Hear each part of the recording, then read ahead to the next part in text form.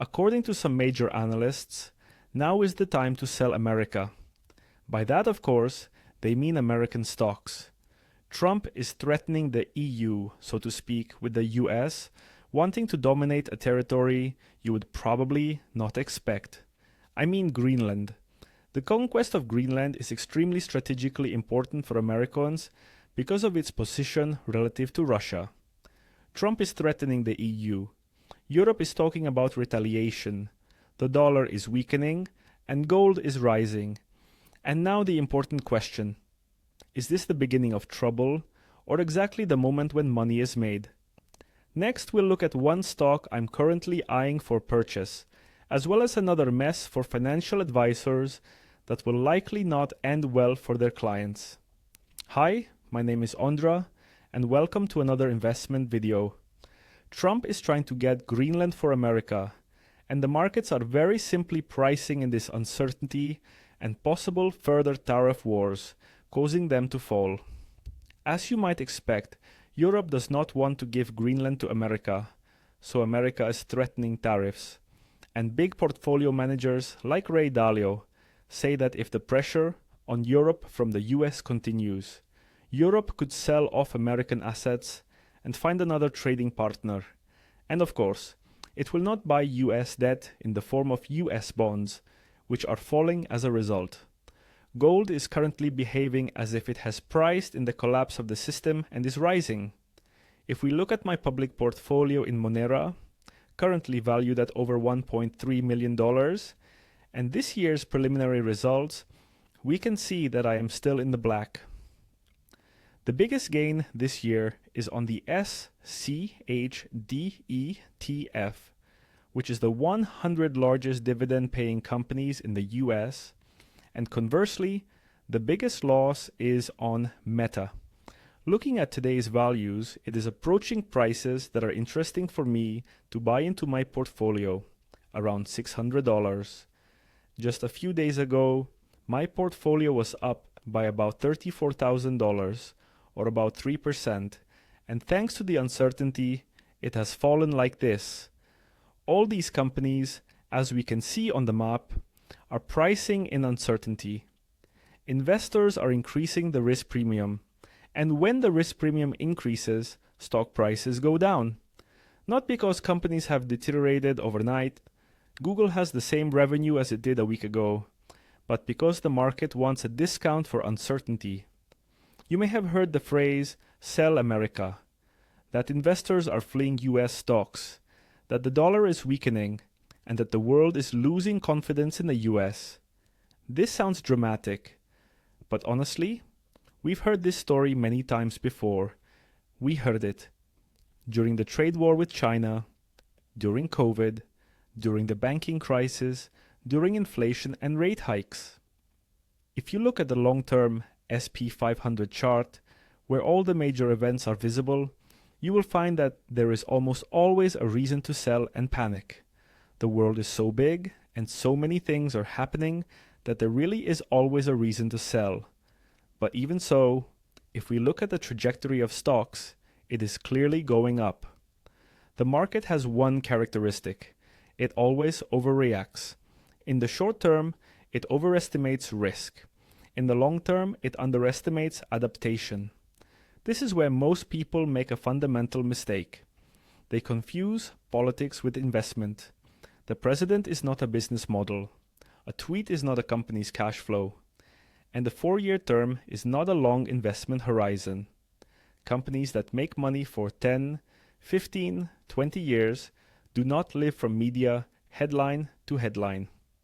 Tariffs, threats, and negotiations are short-term noise. Investing, on the other hand, is a long-term game. You may remember March to April 2025. When there were fears about tariffs, people were literally writing to me in messages, saying, "This time it's different. International trade is dead." On the contrary, I was posting videos about how this was an opportunity to buy cheap, high-quality companies for my portfolio. Looking back at the chart today, we can see that I was right. The market is up tens of percent from the bottom, and some of the companies I bought, Google, AMD, ASML, are up 100% in less than a year. America will continue to be the place where market alpha will be made in the future. Now let's be honest. The biggest mistake investors make today is this sentence: I'll wait until things calm down. But the reality is that when things calm down, prices are already higher. When prices are lower, no one wants to buy. If they asked Buffett today, I doubt he would say anything other than that he still believes in America, and on the contrary, he will buy America. The conclusion is that, based on Trump's behavior, this is most likely just a negotiating technique to gain greater influence over Greenland, probably for American bases, and to gain a better position vis-à-vis Russia and China. The markets will be volatile, which honestly would be a good thing for us conscientious investors who are looking for opportunities. I sometimes forget, even though I've been here for a few years, that there are still lots and lots of newcomers who are starting to invest and are joining our investor community. Now that things were going down, we got praise from our investor. This comment shows exactly why I am building this community, so that investors understand the context, macro, connections, and above all, are able to remain calm when others panic. At OK Academy, we don't deal with daily noise. We deal with why things happen and how to behave accordingly and make money as a long-term investor. The goal is to give investing a system and strategy so that you know what to do with your portfolio in any situation. One of the stocks I'm looking at more closely right now is Netflix, NFLX, which reported its results just a few days ago. I have a small position in Netflix in my portfolio, and it's possible that I'll buy more soon, which I would of course inform you about in OK Academy. Let's start with the numbers, because they are decisive. Netflix earned $45 billion in 2025, which is a 16% increase. The operating margin for the whole year was 29.5%, significantly higher than last year. And most importantly, free cash flow was nearly $2 billion per quarter. Now, let's talk about users. Netflix has 325 million paying subscribers. Over the past year, it has added roughly 25 million people. More importantly, viewership and engagement are growing. People are canceling Netflix less and using it more. That's exactly what you want to see with a subscription service. A big topic is advertising. Advertising revenue exceeded $1.5 billion and more than doubled year on year. Management says that in 2026, this means higher revenue per user without the need to raise prices. And now what scared the market and why Netflix lost several percent in a day after the reports. Netflix announced that it will increase its investment in content by about 10%. At the same time, it is limiting share buybacks. Why? Because it is preparing cash for a major acquisition of Warner Bros. In the short term, this means slower growth in earnings per share, less room for margin expansion, and that's exactly what Wall Street doesn't like. But now, for the important part. This is not a deterioration in the business. They're investing more in content to strengthen their library and maintain their long-term lead over the competition. Netflix itself says that even in 2026, it expects 12 to 14% revenue growth, further margin growth, growing free cash flow. So, to sum up for investors, if you're concerned about short-term price movements, these results may disappoint you. But if you're looking for a long-term compounder, I like Netflix at under $90 per share and may buy more. The story hasn't gotten worse. Before we continue, a short video partner. The year 2026 will be about big changes in the markets, interest rates, stocks, currencies, commodities, AI. If you want to stay informed and not be late, XTB has prepared a free ebook market outlook for 2026. In it, you will find the macroeconomic context, a look at the stock markets, currencies, and key sectors that will play a role this year. The link to the ebook is below the video. Something huge is happening for Czech business. As you may have already noticed, the IPO of the CSG Arms factory, which is now owned by Michal Strnad, probably the richest Czech the Czechoslovak group, is going public. This in itself is exciting. Arms manufacturers have had extremely strong years, thanks to the geopolitical situation and sharp growth in defense budgets. From a value investor's perspective, however, it is crucial to ask 3 questions. First, at what stage of the cycle is the company going public?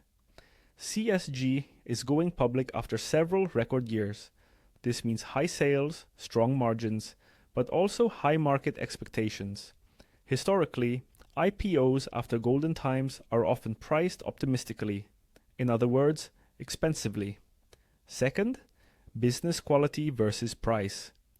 CSG is not a startup. It has real cash flow, orders, assets, and a geopolitically relevant product. This is a fundamental difference from speculative IPOs. However, if the price already implicitly assumes that the current boom will last forever, some of your safety cushion will disappear. And thirdly, the role of IPOs for existing owners. An IPO is not charity for investors. It is a way to monetize part of the value at a time of maximum market interest. That in itself is not a bad thing. As investors, you just need to know that the company is after your money and has no reason to sell you its shares below market price. Summary: CSG may be a high-quality long-term company, but not every high-quality company is automatically a good investment at the IPO price. For value investors, it makes more sense to monitor the valuation and wait for the market. An IPO is the beginning of the story, not a guarantee of returns. Otherwise, you will definitely find the stock at your brokers under the ticker symbol CSG. And it will also be on the Prague Stock Exchange, has stopped paying out money to investors. Edo Mr. Trade, a company that was supposed to manage assets in bitcoins, is not paying out investors. Of course, we don't know how it will end yet, but if the company that manages your money doesn't want to pay you, we all understand that it's not a good sign. According to unofficial information, the company raised between 1.5 and 2 billion crowns, mainly from Czech investors, through financial advisors, and today it is in trouble. I got my hands on a prospectus that financial advisors used to raise money for this company. You can see that the more money you put in, the higher the return you get, which is totally weird in itself, because there's no correlation between the money you put into something like a fund and the return you get.